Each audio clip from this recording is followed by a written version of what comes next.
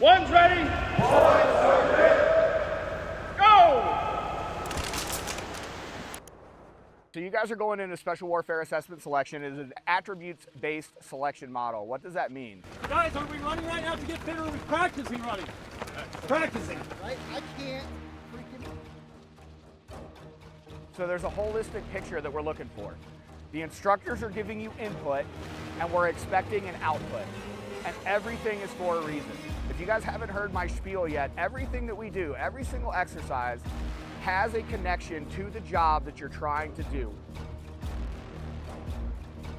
We don't want people at INDOC, Special Warfare Assessment Selection, whatever they're gonna call the new course when it inevitably changes somewhere down the road. I don't care what they call it. What I need is you to show me the raw materials for the things that I wanna build you into. Just like everything else, it's a crawl, walk, run. I can run a keystone just like this. All the way to ATC, you never quit. All the way to ATC, you never quit. All right. Hey, everybody. Welcome back to the One's Ready podcast. You're in the team room. This is your daily drop for the 1st of August.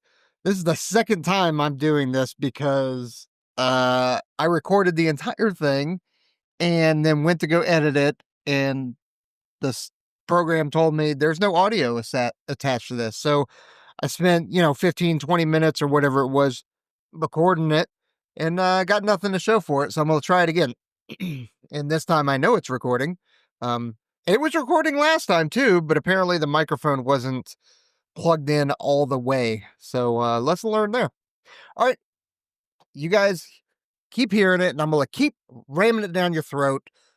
But we have the Operator Training Summit coming up in Nashville in October. If you're interested, leave a comment or hit us at jared@onesready.com, and we'll get you the info over there so you can secure your spot and all that kind of good stuff.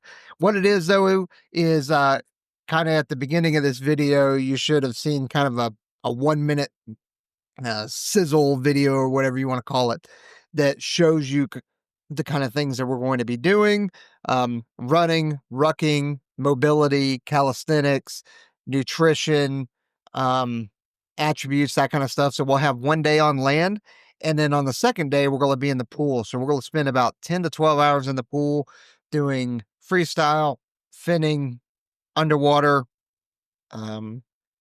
mask and snorkel recovery, treading water, drown proofing. Let's see, what else are we going to do? There's probably a couple of other things that I can't think of off the top of my head that we're going to do, but it is a mentorship and instructorship. We're not going to be smoking you, and we're not going to be yelling at you or anything like that.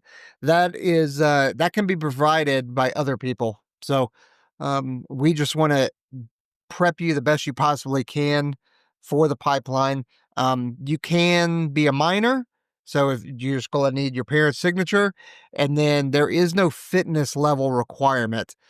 We've had all kinds of fitness levels. We've had people that are active duty serving that have already been to the pipeline, but didn't quite make it. People that are in development sessions, they've been training and for it and all that kind of good stuff. So you are more than welcome to come attend, and we'd love to have you. So here's the joint news. U.S. discusses potential European troop reductions. Defense Secretary Pete Hegseth, getting a phone call. All right, just ignore them. Beat it, nerds. Defense Secretary Pete Hegseth met with Baltic defense ministers, praising their NATO defense spending commitments. Estonia Defense Minister Hanno Pevkur noted that details on a potential United States force drawdown in Europe are expected by this fall. The U.S. ambassador to NATO emphasized continued coordination with the allies on future repositioning. So, hey, great on those NATO countries for upping their game. I think they went from like a 3.5% GDP to a 5% GDP. So I'm amazed that all of them actually met that. But there you go. Also, with the future repositioning of U.S. forces, I don't know how you guys feel about it, however you don't. I kind of think it's probably a good thing, but it has to be done deliberately and correctly with proper planning, because if we withdraw too much at one time, will create a vacuum. And to give you an example of that, a recent example, you can just look at HKIA. In terms of Afghanistan, when we pulled out, we created a massive vacuum, which put a lot of people's lives, not just Afghans, but U.S. military members in danger. So let's try and avoid that again, shall we? All right, next. Pentagon seeks $150 million to accelerate Air Force One timeline. The DoD requested congressional approval to reprogram $150 million to accelerate production of the VC-25 Bravo Air Force One replacement aircraft from 2029 to 2027. This move, sorry, I'm coughing. I've got some serious allergies going on in Vegas for some reason. I got this cough and I woke up with my eyes just itchy as hell. So I'm sorry that I am coughing into the mic. I'm trying to avoid it. The move is part of a broader $5.4 billion reallocation that also includes funding for terminal high-altitude area defense missiles and retrofitting a Boeing 747 for presidential use. All right. Navy F-35 crashes near California base, although the pilot is safe. The United States Navy F-35C crashed near Naval Air Station Lemoore in California. The pilot safely ejected and no other personnel were injured. A 10-acre grass fire sparked by the crash was quickly contained by CAL FIRE. Really glad to hear that that pilot is safe. I'm sure he's got some bruises and is extremely sore. If you've ever seen video of a pilot ejection, especially from a fighter, it is a violent experience. And usually if they're not positioned correctly, like seated, legs a certain way, their legs can actually break from the force. And it's just, it is not a fun ordeal. So glad to hear that he or she is safe. All right, Air Force news. Air Force orders M18 pistol inspections after fatality. Following the death of Airman Braden Tyreek Loven at F.E. Warren Air Force Base, the Air Force ordered a service-wide inspection of the M18 pistols. The Air Force Global Strike Command and other units temporarily paused M18 use. 6 Hour operating with the investigation. Cooperating, I'm sorry. Yeah, the whole thing is tragic. I'm happy to see that SIG is cooperating with it. It's kind of interesting to see that the Air Force is the lead component on this, actually taking pretty proactive steps to put a pause on the SIG usage, whereas the other services are continuing as needed. I guess the thing is that there was already reports about, this pistol not being fully safe. I think the more important thing is, did SIG know that this thing was not safe and that had the potential to misfire, or not misfire, but fire uncommanded? Like, if it was a full-on accident and they weren't tracking it and it was like, unheard of, that's one thing. But if they knew that there was a risk and had been able to demonstrate the risk and still fielded the pistol and accepted the contract, that's a much, much larger issue. Air Force rebrands Chief Master Sergeant of the Air Force's Facebook to fight misinformation. Chief Master Sergeant of the Air Force David Flosey announced the rebranding of the office's Facebook page to counter rumors and provide context on policy changes. The move aims to centralize accurate information as unofficial channels remain highly active among airmen. And they're really talking about the Reddit pages and then the Facebook's Airman NCO, Senior NCO page. But I got to imagine that Simsaf Flosey is, he's got to be pretty uncomfortable with this move. He has not been one to engage on social media. He's been essentially anti-social media, or just absent for it. Maybe he hasn't been anti-social media, but definitely absent for it, especially when you compare it to prior Simsaf, Joanne Bass. So, Was she right in going as hard to the paint on social media, or is current SimSAF Flossie, is he right in going no social media or very little social media? I don't think either is correct necessarily. I think you got to find a happy balance, and fighting misinformation is a good luck. All right. Demand for bombers at record high. Air Force Global Strike Command commander says. General Thomas Boussier of the Air Force Global Strike Command reported unprecedented demand for bomber missions in the past 18 months. He noted bombers send a distinct strategic message and confirmed his nomination for Vice Chief of Staff. Yeah, everybody loves them some bomber love.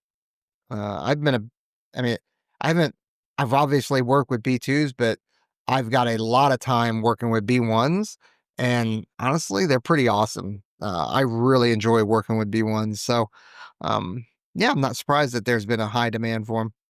All right, next, F-16s. Sorry about that. F-16s relocate to Osan as part of the Super Squadron test. 7th Air Force began moving 31 F-16s and 1,000 airmen from Kunsan Air Base to Osan Air Base in South Korea. This marks the second phase of Super Squadron concept test scheduled to run through the next year. Next, airmen honored for river rescue in Japan. 2 airmen from Yokota Air Base were recognized by the Tokyo Fire Department for rescuing a woman from the Tama River. Staff Sergeant Danae Lloyd and Senior Airman Malachi Mustango received appreciation certificates for their actions in June incident. Awesome work.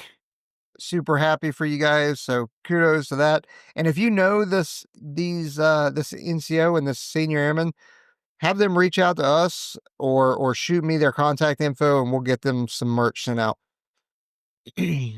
Next, crash report reveals drone pilot dislocation challenges. An Air Force investigation into the MQ-9 Reaper crash over the Mediterranean attributed the failure to a defective coupling assembly. The incident highlighted operational challenges due to geographical separation between the drone and its crew. So, I don't, little inside baseball here, but when the military does an investigation, they look to blame anything and everything. And if they can throw a person under the bus or a thing that has nothing to really do with it in order to protect something else, they will absolutely do that. So what I don't understand is, how could the geographical dislocation of the crew from the aircraft, how does that impact the crash when you're saying it was a defective coupling assembly? Like, that makes no sense to me. All right, next, Space Force news. Space Force stress role in modern combat operations. Brigadier General Jacob Middleton emphasized the importance of integrating U.S. Space Force's Europe and Space Force's Africa capabilities into joint planning. He stated many commanders are unaware of their reliance on space assets and noted increasing threats in the space domain. Completely agree with that. It is very often overlooked, everything that space provides, and cyber. I think they are two, I'll say weapon systems, sure, but they are two weapon systems that are, or environments. I think that's probably a better term. They are two environments and capabilities that are so often overlooked, and we all rely on it heavily. All right, next. These are of interest. Senate approves $21 billion Pentagon budget boost with Ukraine aid. The Senate Appropriation Committee passed an $853 billion defense spending bill, including a 3.8% military pay raise and $800 million for Ukraine. The package exceeds the House version by $21.7 billion. An additional $800 million to Ukraine. Good God, dude. I gotta imagine that people aren't happy about that. I know I'm not happy about it, but jeez, 800 million additional dollars going to Ukraine. You want to start talking about a sunken cost fallacy. All right, next, Wedgetail saved in Senate budget. Space Force funding is static. The Senate's defense bill preserves the E-7 Wedgetail program despite previous Air Force attempts to cancel it. However, Space Force funding remains unchanged as it's requested $26 billion. While I'm glad that Space Force got $26 billion, it didn't change. They have been severely underfunded for years now. And then the E-7 Wedgetail, again, I've talked about it before because they wanted to do away with.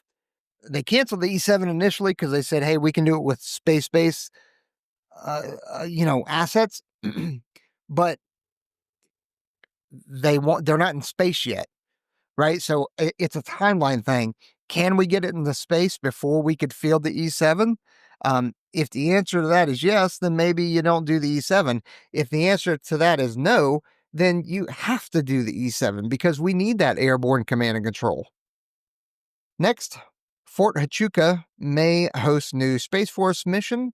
Arizona lawmakers urge the Air Force to consider Fort Huachuca for a Space Force space domain awareness system. The site is praised for its geographic and technical suitability for early threat detection.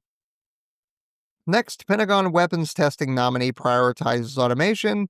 Amy Henninger, nominee to the lead the DoD's testing office, told the Senate she supports increased automation and modeling for faster and more effective weapons evaluations. She emphasized balancing innovation with caution and accuracy. Opinion piece: drone defense must be part of the Golden Dome. Retired Lieutenant General Paul Ostrowski, oh man, I'm messing that up, argued that the DoD's Golden Dome missile defense system must include layers to counter drone incursions. He advocated for a comprehensive defense strategy integrating radars, interceptors, and directed energy systems. Completely agree with this. Anytime you have integrated air defenses or a Golden Dome, or you're going to attack integrated air defenses, you have to have layered systems, right? Overlapping layered systems, because there are vulnerabilities in certain systems where other systems can help mask or pick up the slack in the vulnerabilities of their systems, and then vice versa and that kind of stuff. So you have to have layered effects. And with the proliferation of commercial off-the-shelf drone technology and everything that we've learned from Ukraine, I think that it would be naive of us to think that we don't need to account for that. I mean, the Ukrainian attack on Russian bombers using drones is a prime example of that. All right, next, and this is opinion again, commercial and military space must align. Retired U.S. Air Force Colonel Jennifer Reeves calls for a hybrid approach to military space acquisition. She advocated combining commercial agility with government oversight to ensure mission reliance. Completely agree with this. All right. Appreciate you guys being here. Head over to onesready.com. Get yourself an Operation Midnight Hammer hat. It's murdered out, black on black. We also have all of our normal stuff. We got the Hero Shirt 2.0, which is kind of spray painted on the front and back. Getting a lot of likes on that. And then if you're so inclined, hop on over and get the Make Aspect War Great Again. It's in the MAGA red and quite popular. I'm enjoying rocking that shirt around. And then obviously check out any of our partners: Tasty Gains, 18 Alpha Fitness, Modern Athlete Shrink System, Attack Elite, Hoist, Cardomax, all the good stuff that you guys know that we try and give you. All right, we're out here. See you.